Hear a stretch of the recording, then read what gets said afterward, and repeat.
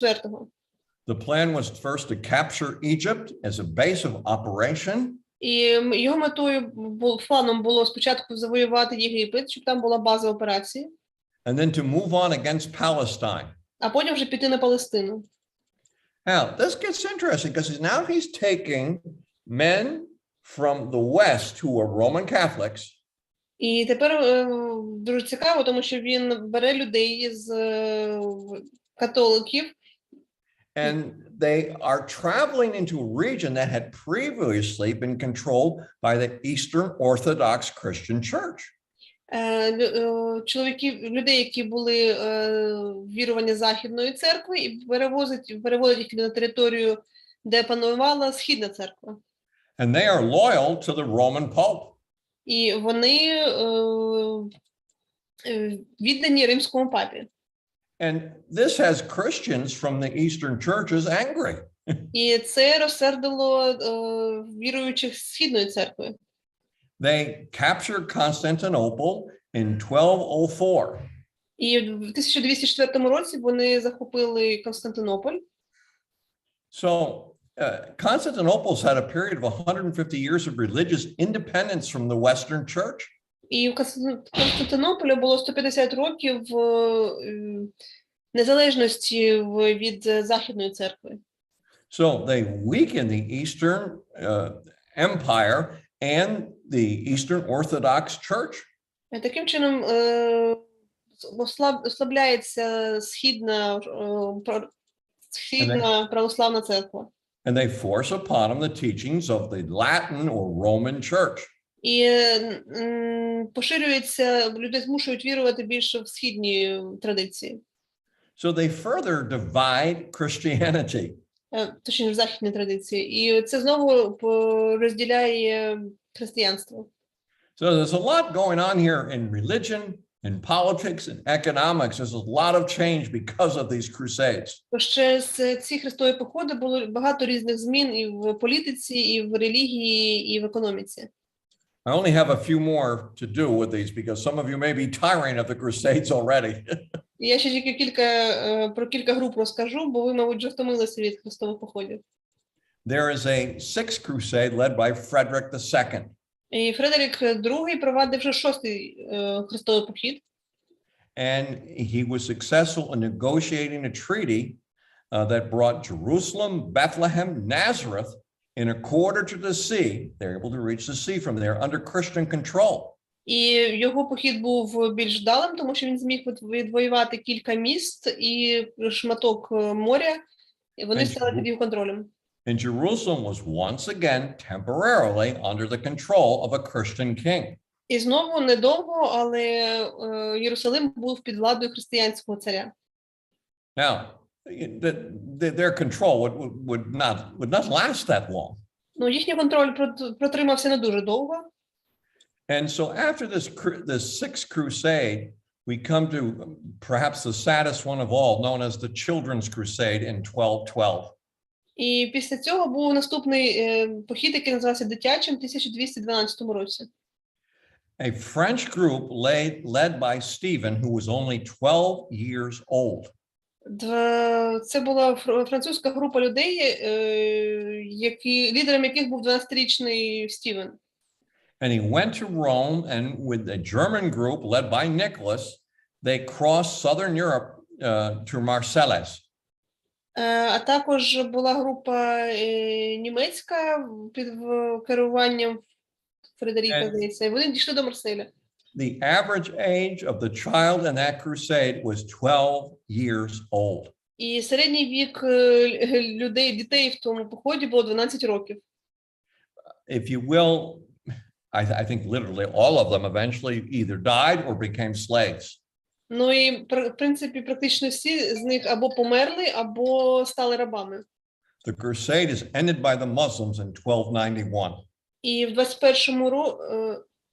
91 році цей похід завершився, мусульмани завершили. And then historians try to sort out, well, what was gained or lost by these series of crusades. І потім історики намагалися підбити підсумки, які були плюси і мінуси цих походів. Now, there are things they weren't expecting, but there were changes that they caused. Хоч і неочікувано, але були зміни від цих походів. The feudal system in Europe was weakened because so many knights and nobles went on crusades and never returned. Багато лицарів пішли на ці походи і не повернулися, тому Європа була ослаблена. Many of these knights and nobles, before they left, would sell their lands to peasants or wealthy middle-class townsmen to raise money for the crusade. І багато з цих царських осіб, знатних осіб і лицарів продавали свої маєтки перед походом, щоб мати кошти за що йти, і продавали звичайним середньому класу. Cities that were once controlled by feudal lords often would buy a charter providing for self-government. І там тепер міста, які раніше керувалися цими знатними людьми, вимагали самоврядування. With weakened feudal lords, kings were able to have more power. І тепер царі мали більше влади, оскільки було менше знатних осіб. And the kings were supported by the middle class who could see that this was a better system, that they would prosper more. І царі були підтримувані середнім класом, які бачили, що більше користі, і що це таке врядування набагато краще. So the crusades that were started for religious zeal. Тож хрестові походи, які почалися від таких релігійних бажань, promoted centralized nation states in Europe. Вони Obviously, провадили інший уряд в європейських країнах. This religious movement caused great political and economic changes in Europe. Тож ці релігійні рухи спричинили багато великі економічні і політичні зміни в Європі. Now, some of these crusades obviously strengthened the Pope and the papacy. І так деякі з цих хрестових походів зміцнили папство. But, if you will, it eventually actually weakened the power of the Pope. Це не на якийсь час, але загалом воно в результаті зменшило владу папи. And the creation of a Latin kingdom in Constantinople deepened the distrust of the East and Western Church. А завоювання латинським світом Константинополя додало непорозумінь і притирань між східною і західною церквами. This helped, if you will, to weaken the Eastern kingdom, and it would eventually fall in 1453. І воно, зрештою, послабило східне царство, яке потім впало. And I won't even go into the names, but there were military orders or groups that gave allegiance to the Pope to fight using loyal monks. І багато, не буду згадувати всі імена, але багато людей, багато військових віддавали свої групи для цих походів. We don't think of monks as being soldiers. І віддавали монахів. Ми не думаємо про монахів як про солдатів. But some of the monks joined military religious organizations supporting the Pope. Але багато монахів почало вступати в різні організації військового типу для підтримування Папи Римського. So there was obviously a great amount of religious zeal against the Muslims. Тож було багато релігійного прагнення проти мусульман. But it was not always political conquest. Але не завжди було політичною ціллю. We have a man named Raymond Lull who was born in 1235. В 1235 році народився. Came from a noble Majorcan family. З знатної родини. And Majorca is, I believe, an island in the Mediterranean, I think. З Майорки, це країна, це острів в Середземному морі. It's near Spain anyways. I should know this better, but that's where he was from. Якщо я правильно розумію, що це не поруч з Іспанією. And Raymond Lull, he learned Arabic. І він вчив арабську. And he learned Arab culture from a slave that he owned. А також вивчав арабську культуру від раба, якого він мав. So he gathered to himself missionaries who were going to go to Muslims to win them to Christianity. І він організовував довкола себе людей, місіонерів, які потім підуть відвоювати християнство. Now, this is a movement we can kind of identify with. Ну, і з It таким sounds more like рухом modern missions. ми можемо ототожнитися, воно схоже на сучасні місії.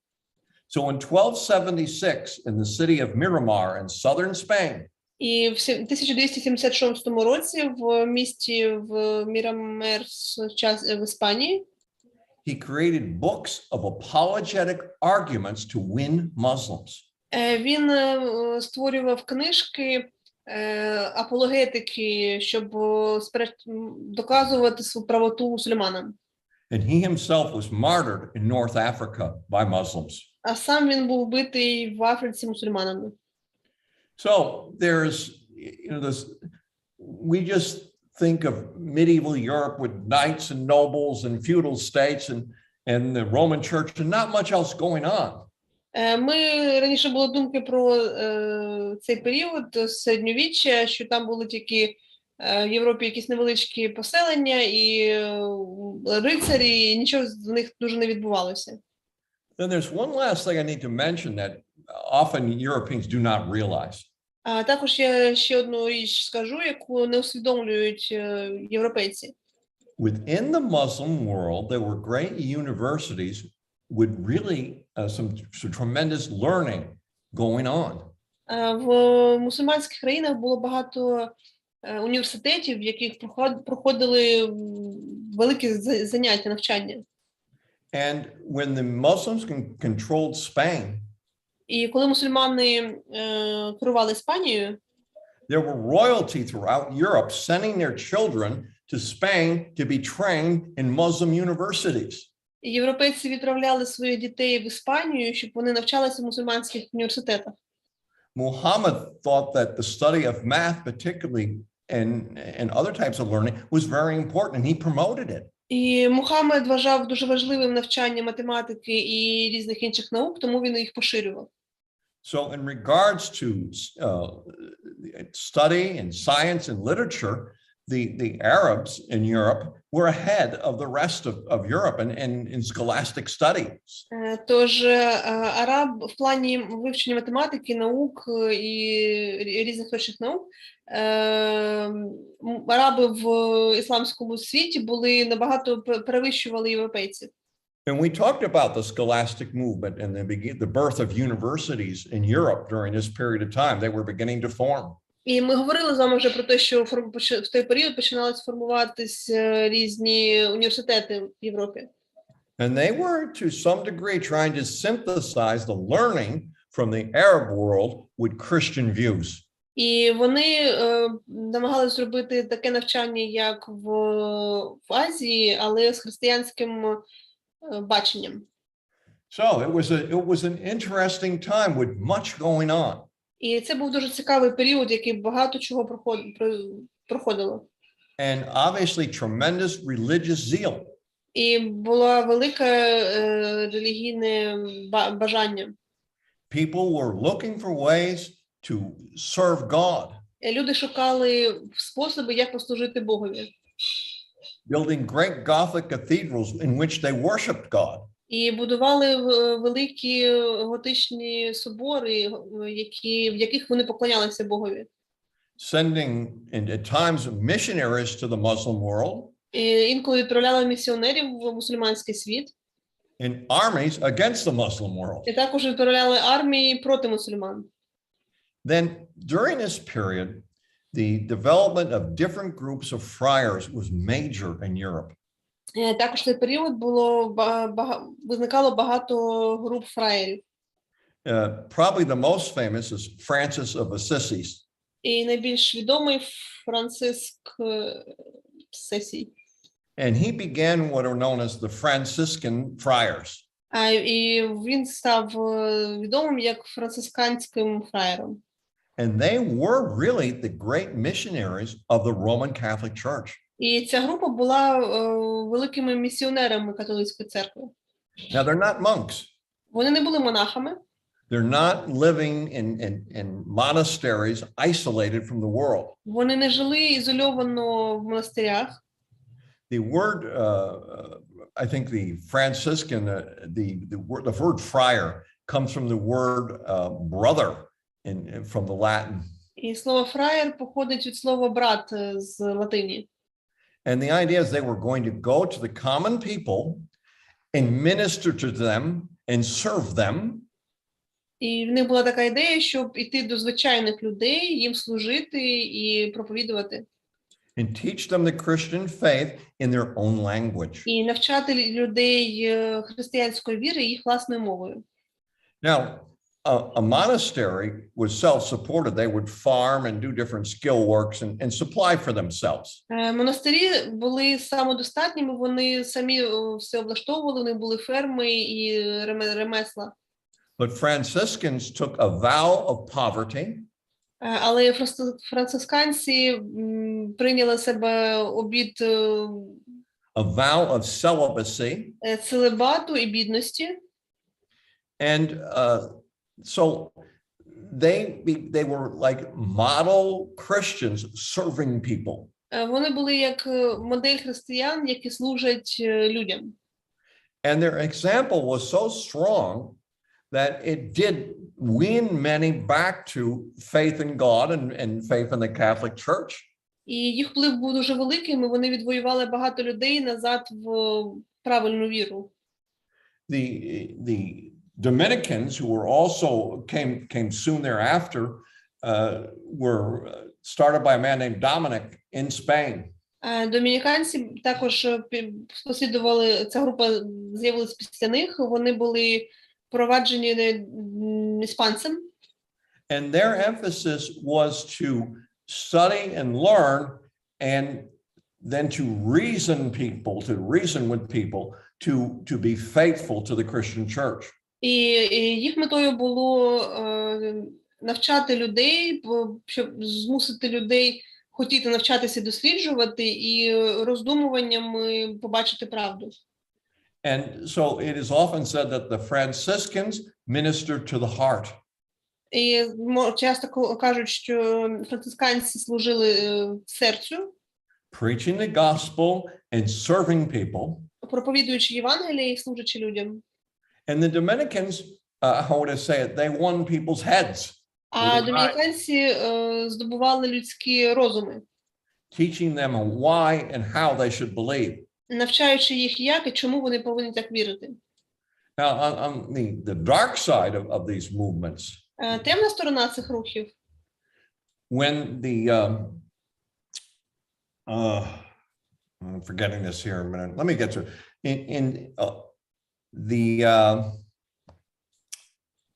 They were involved in the word is escaping me. I'll get to it when I get to it. Let me go through my notes here. Every so often I have a word that will not come back to me. I'm right there now. Зараз я погляну по нотаткам, що у них там відбулось. Now, I could mention other groups of friars. There were many in Europe. Those are the two most well known. І ці групи фраєрів, вони були найбільш відомі, але було багато інших. I want to show you how far their monastic efforts went. Я хочу глянути, як далеко їх зусилля сягнули. I did not realize, but a group of them actually reached Peking in China. Якась група фраєрів, вони досягли Пекіну в Китаї. Baptized 6,000 people in Peking. Хрестили 600 людей, 6 тисяч людей в Пекіні. Converted 30,000 people to Catholicism. І навернули 30 тисяч людей до католицизму. And then not many years later, one of the rulers of China wiped them out. Але через кілька років правління в Китаї їх всіх винищило.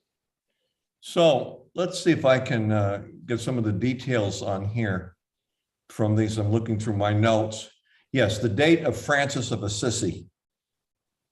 Or Assisi. Франциск Сісі. it would be, translates interesting. It would be 1182 to 1226. З 1182 до 1236, здається. He was known to be a pleasure-loving son of a rich merchant. Він був сином, улюбленим сином якогось торговця. But Francis converted to Christianity in the midst of a very bad illness. Але посеред дуже важкої хвороби він навернувся в християнство.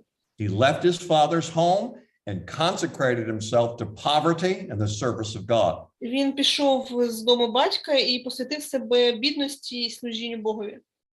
Now this is interesting. They have no money coming in. The Franciscans are depending on people to give them money. І цікаво, що ці групи, вони не мали ніяких доходів, вони залежали від людей. But because the celibacy, their poverty, their obedience and service, they were loved by the people. Але через те, що вони мали дотримувалися целибату і бідності і були вірними в служінні, люди їх любили. And in 1209, Pope Innocent III established the first Franciscan order. І в 1209 році прийняли перший францисканський закон. It was so popular that in 1212, the Pope permitted a girl of 18 years old named Claire to organize a women's group of, I guess you would call them friars. І воно було настільки популярним, що в 12-му році дозволили якійсь дівчині організувати жіночу групу. And because her name was Claire, І її звали Клер. this women's group of friars were known as Poor Claires. І ця група фраєрів називалася Проклер. And I'm looking at the spelling if you would say Clares, if that would probably be the more pronounced, the way it was actually said. Правильніше сказати Клеренс. There are other orders. I could give their names. I'm not going to do this now. We're not going to remember all these things. Були різні інші ордени, але я не буду всі імена перелічувати. So we're talking about an age of tremendous military crusades. Тож ми говоримо про період дуже великих походів військових. Whole cities dedicating themselves to building huge Gothic cathedrals, some still standing today. І цілі міста брали участь в будуванні в них якоїсь готичного собору, і вони стоять до сьогодні. And groups of different friars, Franciscans and Dominicans, spreading the faith to the common people. І різні групи фраєрів поширювали віру серед простих людей. Yes, now I have the name of it here. I've got the name of who went to Peking. This always amazes me. Я знайшов назву тих, хто до Пекіну дійшли. John of Monte Corvino. Це був Джон Мандей Карвіно. Actually say Monte Convino. Ось так. Yeah, all right. He went as far as Peking in 1300. В 1300 році він дійшов до Пекіну. And I had my numbers right. He did baptize 6,000 people in Peking, in China. І так, він хрестив 6,000 людей в Китаї, в Пекіні. And by 1300, the history book tells us there were 30,000 converts. І книжки говорять, що до того року в них було вже 30,000 навернених. This lasted for 68 more years. І це тривало 68 років ще. The Ming dynasty destroyed the church in 1368. І в 1368-му династія Мін всіх їх винищила. So, I mean, I understand that. And then when you talk about what we call the New World, the America, South America, North America. І коли ми говоримо про новий світ, it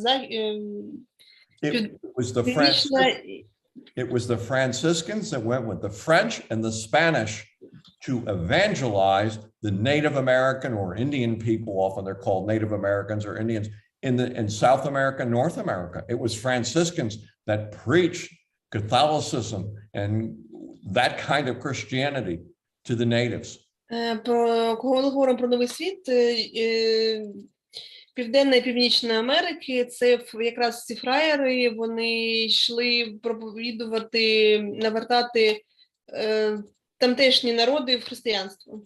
You can go to Southern California, what's called the King's Road today, and you can see the ruins of Franciscan missions that they had built there. Ви можете поїхати в Каліфорнію і побачити там руїни споруд різних францисканців. And I said, lastly, because these groups of friars were directly controlled by the Pope and under his control, they strengthened the papacy. І оскільки ці групи підпорядкувалися Папі Римському, вони його зміцнили. Oh, it's if you will, a very different world we're looking at.